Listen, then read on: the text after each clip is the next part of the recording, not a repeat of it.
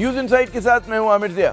جناب، پاکستان کا بنیادی مسئلہ یہ تضاد پاکستان تحریک انصاف اور عمران خان نہیں ہے، لیکن مشکل یہ ہے کہ حکومت اور اس کے بہت سے حمایتی پی ٹی آئی اور اس کی قیادت کو صرف اپنے لیے ہی نہیں بلکہ ملک کے لیے بھی درد سر سمجھ رہے ہیں۔ جہاں تک الزامات اور مقدمات میں الجھی پی ٹی آئی کی قیادت کا تعلق ہے، اس کی سیاسی حکمت عملی پر صرف نقاد ہی نہیں بلکہ بے شمار حمایتی بھی جو ہیں وہ سوالیہ نشان اٹھا رہے ہیں۔ ان سب کا کہنا ہے کہ پی ٹی آئی کی عوامی مقبولیت اپنی جگہ، لیکن پے در پے غلط فیصلوں نے اس کی مشکلات میں صرف اضافہ ہی کیا ہے۔ اور صرف یہی نہیں، پارٹی کے اندر کے اختلافات اور گروہ بندی کی خبریں بھی جو ہیں وہ آئے دن میڈیا کی زینت بنتی رہتی ہیں۔ کیا پی ٹی آئی کی صفوں میں کہیں اپنی حکمت عملی اور فیصلوں پر خود تنقیدی ہو رہی ہے؟ کیا پارٹی پر بڑھتے دباؤ کو کم کرنے کے لیے اور اس کی مشکلات سے نکالنے کے لیے کوئی نئی سوچ موجود ہے، یا پھر وہی پرانی لائن اور لینتھ پر جو ہے گیند بازی یا بولنگ جو ہے جاری رہے گی؟ پوچھتے ہیں شیر افضل مروت صاحب سے، جو پی ٹی آئی کا ایک بہت ہی اہم نام ہے، بھی مشکلات اور تنازعات کی زد میں رہتے ہیں۔ بہت شکریہ شیر افضل مروت صاحب ہمیں اپنا وقت دینے کا۔ سب سے پہلے تو یہ بتائیے کہ جو آپ کے بعض پارٹی کے رہنماؤں سے کہتے ہیں نا اختلافات تھے، وہ دور ہوئے یا نہیں ہوئے؟ اور عمران خان صاحب سے جب آپ کی ملاقات ہوئی تو انہوں نے آپ کو کیا نصیحت کی جناب؟ جی بہت شکریہ۔ جو پارٹی کے اندر چند انفرادی حیثیت میں جن افراد کے ساتھ اختلافات تھے وہ میرے پیدا کردہ نہیں تھے، نہ میرا ان حضرات کے ساتھ کوئی راستہ کھٹتا تھا، اور چونکہ خان صاحب سے میں ملا نہیں تھا 3 ماہ تک، 3 ماہ کے بعد جب میں ملا تو جو غلط فہمیاں تھی اور جو خان صاحب کو ان کے کان میں باتیں ڈالی گئی تھی وہ تمام جو ہیں ان کی وضاحت ہو گئی، غلط فہمیاں دور ہو گئی، اور جس کے بعد خان صاحب نے کہا کہ پارٹی کے اندرونی اختلافات یا جو میرے ساتھ اختلافات رکھتے ہیں ان کا تذکرہ جو ہے میڈیا پہ نہ کروں۔ تو لہذا بہرحال میرا خان صاحب کے ساتھ ہی تعلق ہے اور خان صاحب کو ہی رپورٹ کرتا ہوں، باقی افراد کے ساتھ جو ہے میرا کوئی لینا دینا نہیں ہے۔ اچھا، وہ جو کہتے ہیں نا مروت صاحب کہ عمومی طور پہ جو پختہ قسم کی سیاسی قیادت اور جماعتیں ہوتی ہیں، اختلافات تو ہر جماعت میں ہوتے ہیں لیکن وہ اپنے فورمز میں اس پہ بات کرتی ہیں۔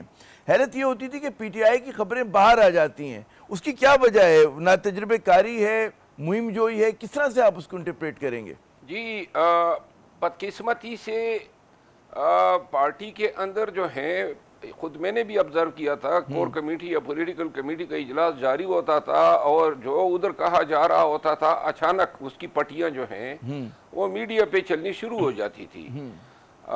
میرا خیال یہ ہے کہ یہ ناپختگی یا پھر ایسے لوگ جو اپنے مقاصد کے لیے پارٹی کی خبریں یا اپنے پارٹی کے اندر اپنے مخالفین کے خلاف جو ہیں خبریں پروپیگنڈا کا اس کے طور پہ پھیلانے کے لیے ایسی حرکتیں کرتے تھے جو انتہائی معیوب اور مایوس کن تھا۔ پارٹی کے سینئر افراد نے بھی اس کا نوٹس لیا اور میرا خیال ہے کہ اب یہ وارداتیں کچھ کم ہو گئی ہے۔ اچھا، یہ جو بہت بڑا ایک لوگ وہ کرتے ہیں کہ سوال جو کرتے ہیں کہ عموماً ہم دیکھتے ہیں کہ جب پارٹی کے اندر اس کی قیادت، مرکزی قیادت جیل میں ہو، مشکلات میں ہو، تو پارٹی جو ہے خلفشار کے اندرونی تضادات اور گروہ بندی کا شکار ہو جاتی ہے۔ اور پی ٹی آئی کے بارے میں یہ باتیں بہت زیادہ آپ دیکھتے ہیں کہ میڈیا کی زینت بنتی رہتی ہیں، تو بات کو کم کرنے کے لیے، گروہ بندی کے خاتمے کے لیے کیا اقدامات ہو؟ کتنی بڑی ہے وہ گروہ بندی؟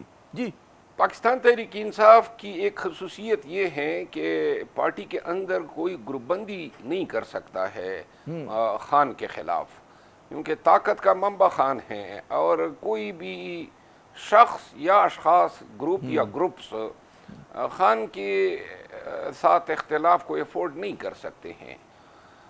یہ تو ایک طرف رہی۔ جہاں تک پارٹی کے اندر لوگوں کے اپنے مفادات پہ یا اپنے نقطہ نظر پہ اختلافات ہیں، وہ اختلافات حل کرنے کا کوئی پرماننٹ کوئی باڈی نہیں ہے۔ ابھی ریسنٹلی 1 ہفتہ قبل یہ تجویز آئی تھی کہ عارف علوی صاحب کی سربراہی میں پارٹی میں ایک مصالحتی کمیٹی ہونی چاہیے، اور میرا خیال یہ ہے کہ ایک اچھی تجویز ہے، کیونکہ جگہ جگہ پہ اختلافات ہیں اور ان اختلافات کا حل بہت ضروری ہے، خصوصاً ایسے وقت میں جب پارٹی کو اتحاد یا گانگت اور اتفاق کی ضرورت ہے۔ اور یہ جو گروہ بندی اور اختلافات ہیں، آپ کے خیال میں کیا اگر پی ٹی آئی جلسہ جلوس کرتی ہے، کوئی تحریک کی بات ہوتی تو وہ اثر انداز ہوگی اس کے اوپر؟ مطلب اس کی وجہ سے کمزوری نمایاں ہوگی پارٹی میں؟ جلسے جلوس اور گروپ بندی پر کہیں نہ کہیں پہ شاید اثر انداز ہو، لیکن جن لوگوں نے خان کے لیے آنا ہے وہ اس تعداد پہ اثر انداز نہیں ہو سکتی ہے، البتہ اسٹریٹجی پہ اثر انداز ہو سکتی ہے یہی. لیکن میرا خیال ہے کہ جب ہم احتجاج کے لیے نکلیں گے تو پھر ایسے افراد پر مشتمل کمیٹی بنی ہوگی جو سب کو قابل قبول ہو اور غیر متنازع ہو. کیا پارٹی کی صفوں میں احتجاج کے بارے میں سوچا جا رہا ہے سنجیدگی کے ساتھ؟ جی، احتجاج کا فیصلہ ہو چکا ہے اور انشاءاللہ ستمبر کے مہینے میں ہی چوتھے ہفتے یا پانچویں ہفتے میں اس کا اعلان ہوگا. اچھا، تو اس کی کیا وجہ ہے کہ کیا حالات کو دیکھ کر آپ لوگ مجبور ہو گئے کہ اب قانونی جنگ اور یہ جو آپ لوگ پارلیمنٹ کے اندر بیٹھے ہوئے وہاں جو ہے آگے بڑھنے کا راستہ نہیں مل رہا؟ اور آپ کے خیال میں بعض لوگ کہتے ہیں کہ جی پاکستان اتنی اس وقت مشکلات کا شکار ہے کہ کسی احتجاج کا متحمل نہیں ہو سکتا، تو پاکستان اور اس کی معیشت کے ساتھ یہ ظلم ہوگا اگر کوئی بڑی جماعت جو ہے وہ احتجاجی سیاست کرتی ہے. مروت صاحب جی. پاکستان کو میرے خیال میں بڑی شدت سے احتجاج کی ضرورت ہے، کیونکہ معیشت جو ہے وہ تو 76 سالوں میں سنبھلنے نہیں پا رہی ہے. بدامنی کی یہی صورتحال ہے، 25 سال سے دہشت گردی جاری ہے اور اتنے آپریشنز ہوئے، کوئی اس کا حل نظر نہیں آ رہا ہے. ہماری خارجہ پالیسی جو ہیں وہ بھی تنزلی کا شکار ہیں اور قریبی ممالک کے ساتھ تک ہمارے تعلقات جو ہیں تقریباً مفقود ہے. پاکستان تحریک انصاف جو ہے اگر احتجاج کرتی ہے تو احتجاج قانون کی حکمرانی، بدامنی کے خاتمے، حقیقی آزادی اور عدالتوں کی آزادی کے ساتھ ساتھ خان کی آزادی اور مینڈیٹ کی ریکوری کے لیے ہوگا. میں یہ سمجھتا ہوں کہ احتجاج کا جو راستہ ہے ہم نے آلریڈی تاخیر کر دی ہے. پوری کوشش کی ہم نے کہ شاید 8 فروری کے بعد جو ہیں ہمیں انسانوں کی نظر سے دیکھا جائے اور کوئی ہمارے حقوق کا احترام کیا جائے، لیکن اس کے بعد پے در پے جو وارداتیں ہوئی، ضمنی الیکشن، سینٹ میں جو ہماری سیٹیں آئی گئی، ریزرو سیٹ کا فیصلہ نہیں مانا جا رہا ہے، اور پھر الیکشن کمیشن کے ذریعے کوئی 5-6 ہماری نشستیں جو ہیں ریکاؤنٹنگ کے نام پہ چھینی گئی. یہ ایک لامتناہی سلسلہ ہے. خان بدستور جیل میں ہیں، ملٹری ٹریبیونل جو ہیں جو اس میں سویلین بدستور نظر بند ہیں. پاکستان تحریک انصاف کی لاہور کی قیادت جو ہیں پنجاب کی وہ فی الحال جیلوں میں ہیں. تو لہٰذا اپنے تئیں ہم نے کافی انتظار کیا کہ شاید ان کو ادراک ہو، لیکن اب وہ بزور بازو، بلکہ مناسب یہ لفظ ہوگا کہ اپنے بدماشی کے زور پہ ہمیں سیدھا کرنے کی کوشش کر رہے. اب ہمارے پاس کوئی راستہ نہیں رہا سوائے اس کے کہ کل کے احتجاج کر کے سامنے آ جائے، یا تو جو ہے یہ اپنا دل ٹھنڈا کر لیں گے اور جس طریقے سے ہمارے اوپر وحشت برپا کرنا چاہتے ہیں کر لے، اور یا پھر جو ہے عوام جیت جائیں گے سڑکوں پہ، روڈوں پہ، اور احتجاج جو ہیں وہ فتح سے امکنار ہوگا اور پاکستان کے لوگ جو ہیں حقیقی آزادی کو پورا ہوتے دیکھ سکیں گے. مروت صاحب، یہ جو خواب ہے کہ جی احتجاج ہوگا، آپ پرانے سیاسی کارکن ہیں، رہنما ہیں، اور آپ کی نظر تاریخ پر بھی ہے. پاکستان میں تاریخی طور پہ کبھی عوامی احتجاج کی وجہ سے تو حکومتیں نہیں بدلیں جو اب تک کی تاریخ ہے. تو آپ کیوں پر امید ہیں کہ ایسی کوئی تحریک چل پائے گی؟ کہ ہماری قوم کا وہ مزاج ہے، اور کیا مطلب ہے کہ وہ نوعیت یہاں تک آ گئی؟ کیونکہ بنگلہ دیش تو ہم نہیں ہے کہ بہت ہی ہوموجینس قسم کی سوسائٹی ہوں اور ہم نکلیں گے اور چیزیں تبدیل ہو جائیں گی. بڑا ملک ہے، کوئٹہ میں احتجاج ہوتا ہے، کراچی کو فرق نہیں پڑتا، کراچی احتجاج کرتا ہے تو اسلام آباد اور لاہور سکون میں ہوتے ہیں. آپ کو کیوں پر امید ہے کہ جی احتجاج آپ کا جو ہے وہ کامیاب ہوگا؟ جناب، پاکستان میں حالات جو ہیں اب اس نیج پہ آئے ہوئے ہیں، مہنگائی سے لوگ تنگ ہیں. تاریخ میں اتنی مہنگائی کبھی نہیں، تاریخ میں اتنی بدامنی کبھی نہیں تھی، اور پھر پاکستان کی 76 سالہ تاریخ میں کبھی بھی ریاست کل کے اس طرح ڈنڈے کے زور پہ عوام کو جانوروں کی طرح اور ریوڑ سمجھ کے دھکیلنے آگے نہیں بڑھی ہے. یہ گھروں سے لوگوں کو اٹھائے جانا، اغوا کیا جانا، چادر چار دیواری کا تقدس پامال ہونا، کسی کو جھنڈا نہ اٹھانے دینا، ایسی حرکات و سکنات کبھی تاریخ میں کسی نے نہیں دیکھی. تو لہٰذا ظلم و جبر کا جو پیمانہ ہے وہ اپنی آخری حدوں کو چھو رہا ہے. پاکستان میں پہلے اس طرح کبھی ہوا بھی نہیں تھا، لوگ مجبور ہو گئے ہیں. اور نفرت سی ہو گئی ہے اس نظام سے کہ یہ کس طرح کی حکومت اور حکومت کے ادارے اور پولیس اور بیوروکریسی مل کے عوام کے ساتھ یہ سلوک روا رکھے ہوئے ہیں. اس کا کوئی خاتمہ تو نظر ہی نہیں آ رہا ہے. اور کیا ہم نے اسی حالت کے ساتھ سمجھوتا کر کے ایسی ہی ذلیل زندگی گزارنی ہے؟ تو اس سے بہتر یہ ہے کہ آدمی ایک جدوجہد کر لے, کمر کس لے.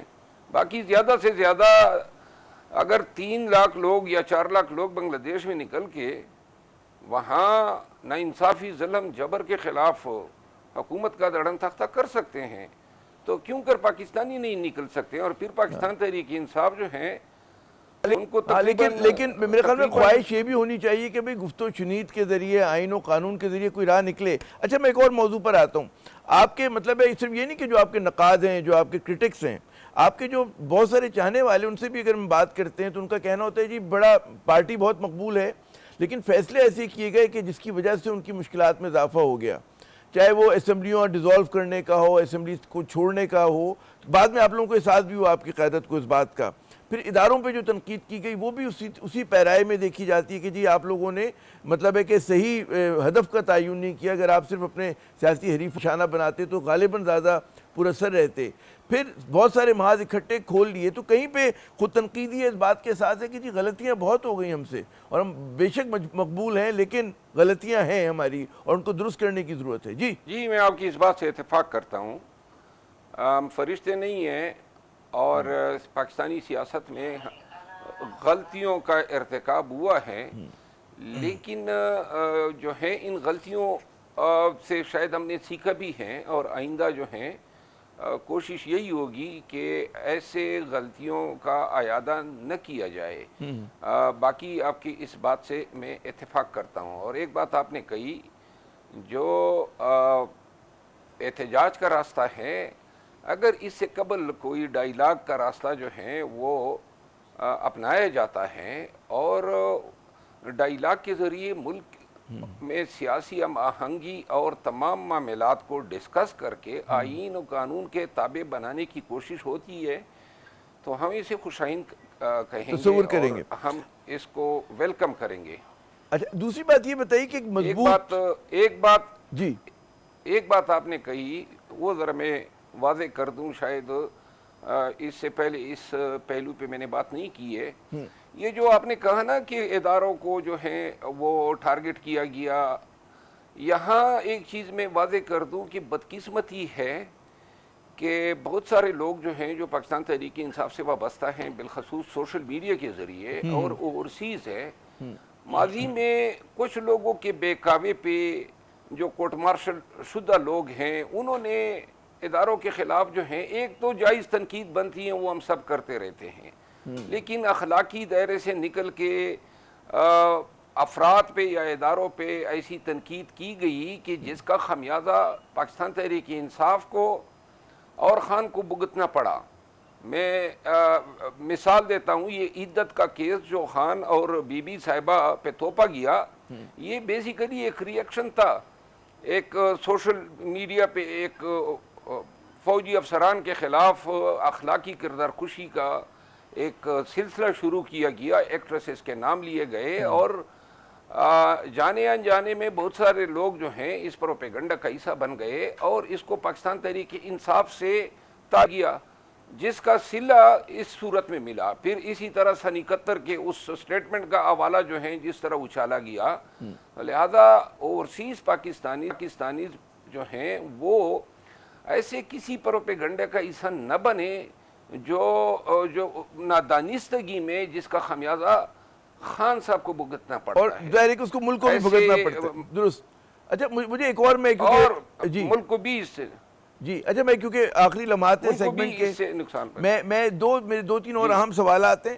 کیا وجہ ہے کہ پی ٹی آئی جو ایک مضبوط قسم کا حزب اختلاف کا محاذ بنانے میں, اتحاد بنانے میں اتنی کامیاب نظر نہیں آتی؟ ٹھیک ہے, بن تو گیا اتحاد, لیکن اس طرح سے فعال نہیں ہو رہا جو ایک زمانے میں MRD کا ہوا کرتا تھا یا ARD کا ہوا کرتا تھا. کیا وجہ ہے اس کی؟ آپ کی بات صحیح ہے. میرا خیال ہے کہ ابھی تک انسٹیٹیوشنل طریقے سے اپوزیشن جو ہیں سینٹ اور قومی اسمبلی میں وہ کردار ایزیوم نہیں کر سکی ہیں جو موجودہ آلات میں ایزیوم ہونا چاہیے تھا.